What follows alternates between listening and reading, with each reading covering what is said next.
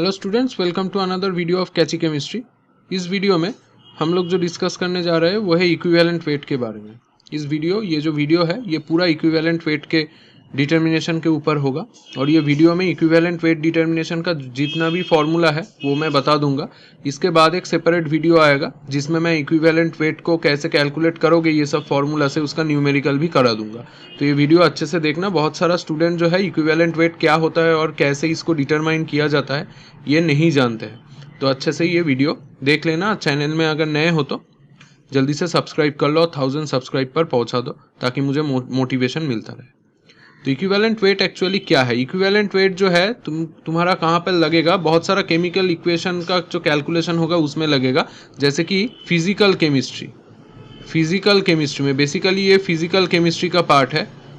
तो physical chemistry में जितना भी क्वांटिटेटिव एस्टिमेशन होगा, मतलब जितना भी इक्वेशन बेस्ड या जितना भी कैलकुलेशन होगा उसमें बहुत सारा जगह पे इक्विवेलेंट वेट लगेगा। और ये इक्विवेलेंट वेट से तुम एक पैरामीटर को निकाल सकते हो, नॉर्मलिटी।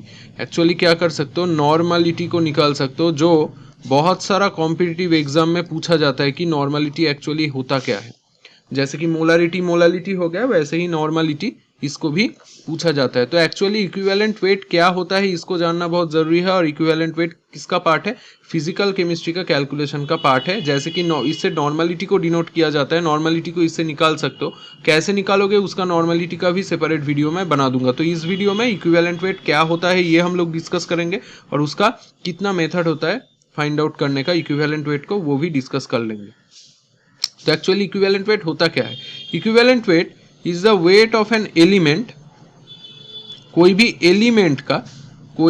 एलिमेंट का और अ कंपाउंड, मतलब कोई भी एलिमेंट या कंपाउंड का ये वेट होता है एक्चुअली, विच कंबाइंस विथ और displaces 1.008 part by weight of hydrogen, जो एक्चुअली कंबाइन करता है या डिस्प्लेस करता है 1.008 इतना पार्ट ऑफ, मतलब weight part by weight of H2 या 8 part by weight of O2 या 35.5 part by weight of Cl2। मतलब क्लोरीन का जितना भी वेट होगा उसका 35.5 पार्ट जो एलिमेंट का जो वेट डिस्प्लेस करेगा या कोई भी कंपाउंड का वेट जो डिस्प्लेस करेगा उसको ही इक्विवेलेंट वेट तुम बोल सकते हो। अदरवाइज कोई भी ऑक्सीजन का जो टोटल वेट होगा कोई भी इक्वेशन में या रिएक्शन में, एक्चुअली उसका 8 पार्ट जितना वेट एक्चुअली डिस्प्लेस करेगा, उसका 8 पार्ट जितना वेट डिस्प्लेस करेगा, वो एलिमेंट का जितना वेट एक्चुअली वो 8 पार्ट ऑफ ऑक्सीजन को डिस्प्लेस करेगा, उसको ही बोला जाता है क्या?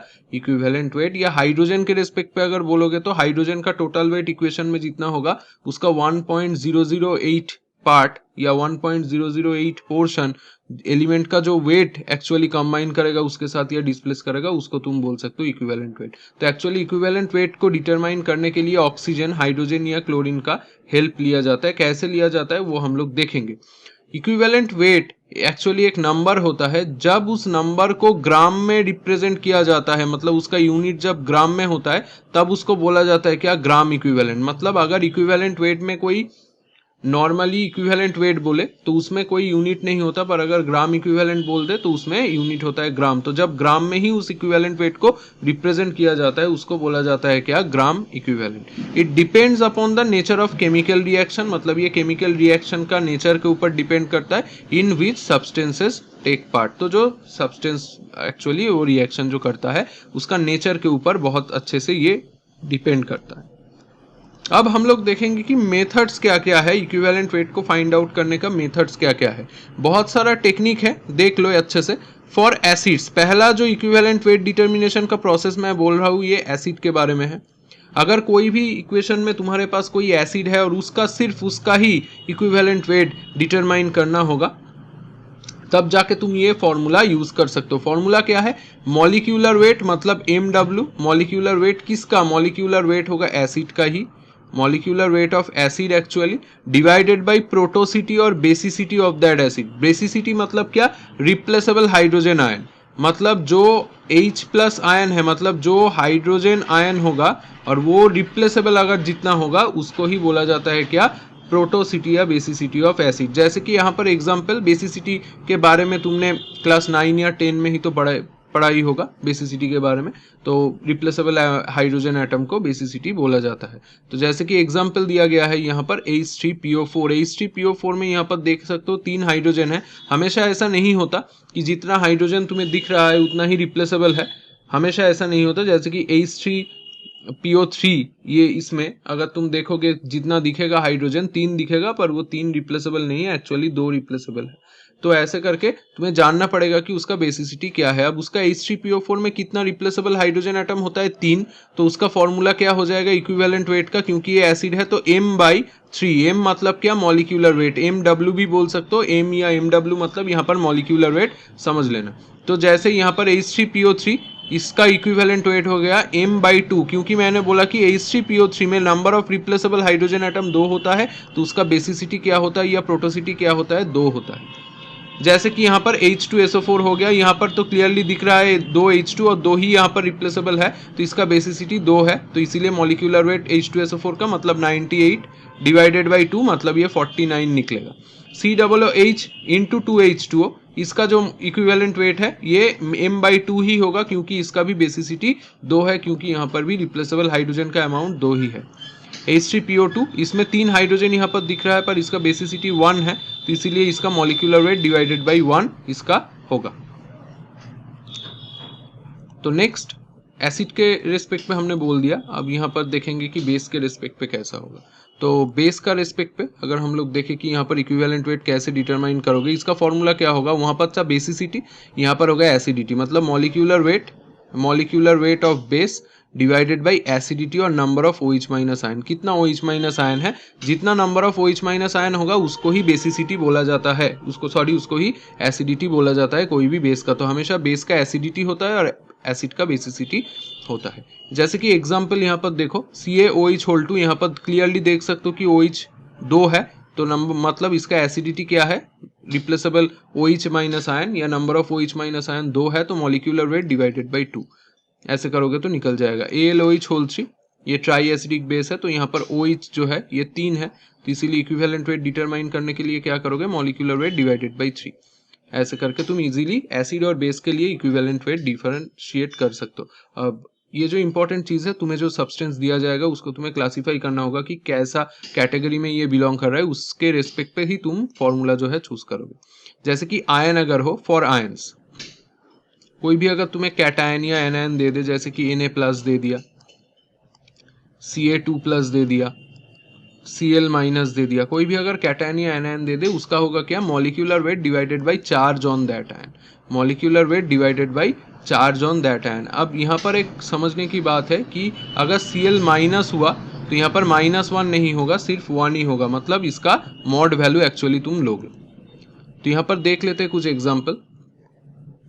जैसे कि देखो SO4 2-, जैसे कि देखो यहाँ पर SO4 2- में कितना है चार्ज, -2, तो यहाँ पर मॉलिक्यूलर वेट ऑफ SO4 यहाँ पर जो होगा SO4 का मॉलिक्यूलर वेट डिवाइडेड बाई 2 होगा। क्यों यहाँ पर -2 नहीं लिखोगे, यहाँ पर 2 लिखोगे, मतलब अगर एनायन होगा भी उसका तुम मॉड वैल्यू सिर्फ लोगे।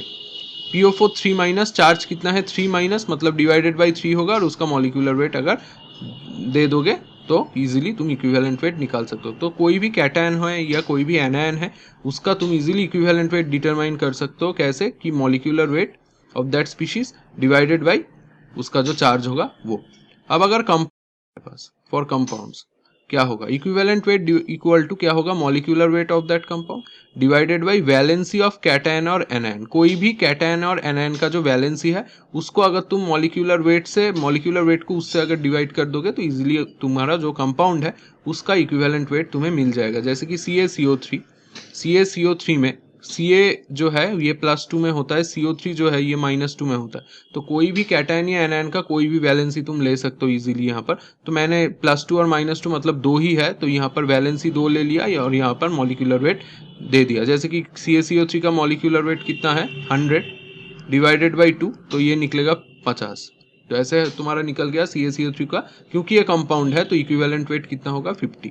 Na2CO3 का वही फॉर्मूला है, मॉलिक्यूलर वेट डिवाइडेड बाई 2, क्योंकि Na2 और CO3 2-, तो यहाँ पर 2 Na+ है, तो Na+ मतलब +1 करके +2 है यहाँ पर, इसीलिए +2 और CO3 2 माइनस मतलब -2। तो ऐसे तुम्हें कैटायन एनायन में डिफरेंशिएट करके जो टोटल रिजल्ट आ रहा है इसको ही लेना पड़ेगा। AlCl3 मतलब यहाँ पर एल्यूमिनियम जो होगा +3 और क्लोरीन जो होगा -1, पर यहाँ पर 3 है तो इसीलिए -3 होगा। तो +3 और -3 जान ही सकते हो कि जानते ही होगे कि कैटायन और एनायन का वैलेंसी यहाँ पर सेम होता है, तभी जाके कंपाउंड जो है फॉर्म होता है। तो कोई भी एक चीज़ का जो ज़्यादा वैलेंसी आ रहा है उसको ही तुम ले लो तो ईजिली तुम कर सकते हो। ऐसा नहीं है कि Al3+ और Cl- है तो -1 ले लिया या 1 ले लिया, ऐसा कुछ नहीं है। तुम्हें ये देखना पड़ेगा कि क्लोरीन कितना है, 3 है तो यहाँ पर -3, तो +3 होगा तो उधर -3 होगा, तो ऐसा ही निकलेगा। अगर नहीं निकल रहा है तो तुमने गलती किया है, ये क्रॉस चेक तुम कर सकते हो। नेक्स्ट होगा, ये बहुत इंपॉर्टेंट है, बहुत बार आ चुका है और कॉम्पिटिटिव में खास करके नीट जेई में बहुत बार पूछ भी गया है, ये पूछा भी गया है, रेडॉक्स रिएक्शन। अगर तुम्हारे पास कोई भी रेडॉक्स रिएक्शन है, रेडॉक्स रिएक्शन मतलब रेडॉक्स मतलब क्या, RED मतलब रिडक्शन, RED मतलब क्या, रिडक्शन, और OX इक्वल टू क्या होगा, ऑक्सीडेशन। OX इक्वल टू क्या होगा, ऑक्सीडेशन। तो मतलब रिडक्शन ऑक्सीडेशन रिएक्शन या ऑक्सीडेशन रिडक्शन रिएक्शन कोई भी जगह पे होगा तो ऑक्सीडेशन नंबर का चेंज होगा। अब ये ऑक्सीडेशन नंबर तुम कैसे निकालोगे ये मैं इस वीडियो में नहीं बोलूंगा, क्योंकि ऑक्सीडेशन नंबर एक अलग टॉपिक है।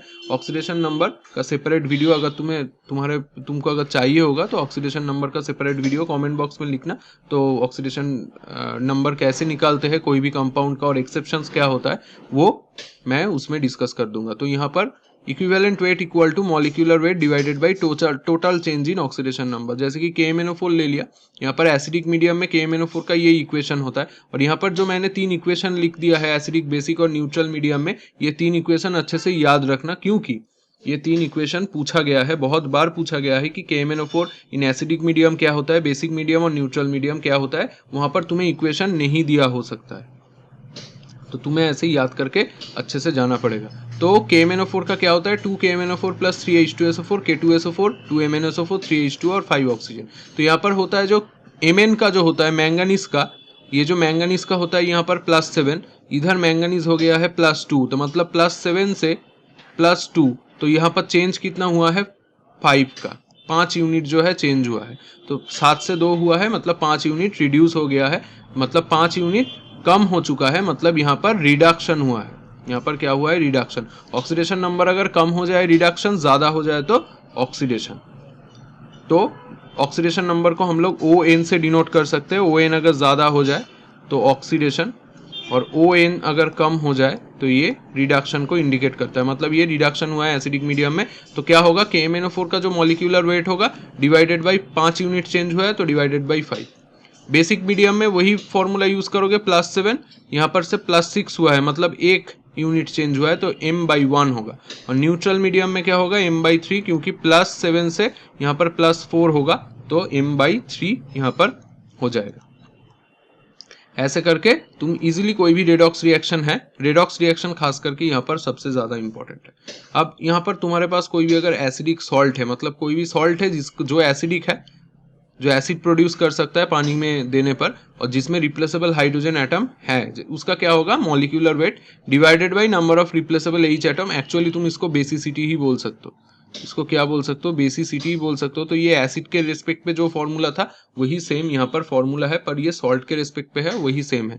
जैसे कि CaHPO4 ये तुम्हें दिया है, तो CaHPO4 यहाँ पर देख ही सकते हो कि CaHPO4 और CaOH2 से H3PO4 से ये CaHPO4 एक्चुअली बना है, ये CaH2 होगा एक्चुअली।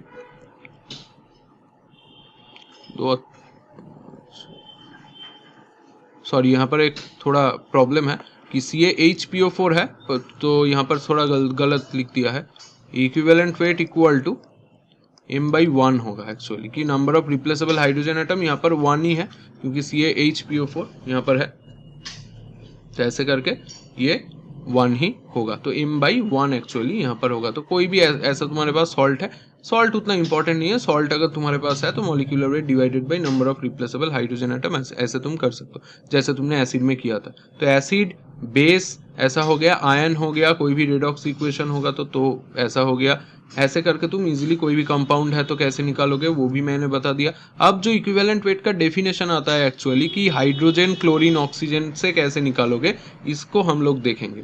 पहला होगा क्या, अदर जो मेथड्स है उसमें हाइड्रोजन डिस्प्लेसमेंट मेथड, इसका फॉर्मूला क्या है, equivalent weight equal to W मतलब weight of that element into 11200 divided by volume of H2 at NTP। ये सब तुम्हें न्यूमेरिकल में दिया हुआ होगा, कोई एक पैरामीटर को नहीं दिया हुआ होगा, उसको ही कैलकुलेट करना पड़ेगा। मोस्टली इक्विवेलेंट वेट को ही यहाँ पर डिटरमाइन किया जाता है। तो W इक्वल टू, तुम यहाँ पर समझ लेना कि W इक्वल टू वेट होगा, वेट ऑफ सब्सटेंस जो दिया हुआ होगा, सपोज NaCl दिया हुआ है और ये जनरली ग्राम में दिया हुआ होता है। तो ऐसे तुम अगर करोगे और N2 का NTP में H2 का वॉल्यूम कितना होता है वो भी दिया हुआ होता है। अगर नहीं दिया हुआ होता है तो उसको डिटरमाइन करना पड़ता है फॉर्मूला से। वो हम लोग कैसे करेंगे वो नेक्स्ट वीडियो में हम लोग देखेंगे, जिसमें इक्विवेलेंट वेट का डिटेल न्यूमेरिकल मैं कराऊंगा ये सब फॉर्मूला से। Oxide formation method, oxide formation method का फॉर्मूला क्या है, equivalent weight equal to weight of metal divided by weight of oxygen into 8, weight of metal divided by weight of oxygen into 8। अब weight of oxygen कैसे तुम निकालोगे, weight of metal oxide minus weight of metal. कोई भी जगह पे तुम्हारे पास suppose M2O3 है, M2O3 है, जैसे कि तुम्हारे पास Al2O3 है, तो इसमें एल्यूमिनियम जो है मेटल है और ऑक्सीजन जो है ये तो ऑक्सीजन ही है। तो मतलब मेटल ऑक्साइड का जो टोटल वेट है उससे अगर तुम सिर्फ मेटल का जो वेट है उसको माइनस कर दोगे तभी जाके ऑक्सीजन का वेट निकल जाएगा। तो ऐसे करके तुम इजीली ऑक्सीजन का वेट भी इधर से निकाल के इक्विवेलेंट वेट का जो फॉर्मूला है उसमें बिठा के इजीली तुम निकाल सकते हो इक्विवेलेंट वेट। नेक्स्ट यहाँ पर जो होगा chloride formation method. Chloride formation method में क्या होगा, wait of metal divided by weight of chlorine into 35.5। Same he formula है, वेट ऑफ क्लोरीन है, क्लोराइड है सिर्फ यहाँ पर क्या होगा, metal chloride minus weight of metal, जैसे कि तुम्हारे वहां पर मेटल ऑक्साइड में था। डबल डिकम्पोजिशन मेथड, ये क्या होगा, equivalent weight of salt taken divided by equivalent weight of salt PPT मतलब salt precipitated, weight of salt taken by weight of salt precipitated. यहाँ पर 3 पैरामीटर सपोज तुम्हें दिया हुआ होगा, कोई एक पैरामीटर नहीं निकाला दिया हुआ होगा उसको ही तुम्हें निकालना पड़ेगा। जैसे कि equivalent weight of salt taken, ये कितना सॉल्ट दिया हुआ है, इक्विवेलेंट वेट क्या है उस सॉल्ट का वो नहीं दिया हुआ होगा, तो बाकी 3 पैरामीटर दिया हुआ होगा, अलग लैंग्वेज में दिया हुआ होगा, उसको समझ लेना पड़ेगा।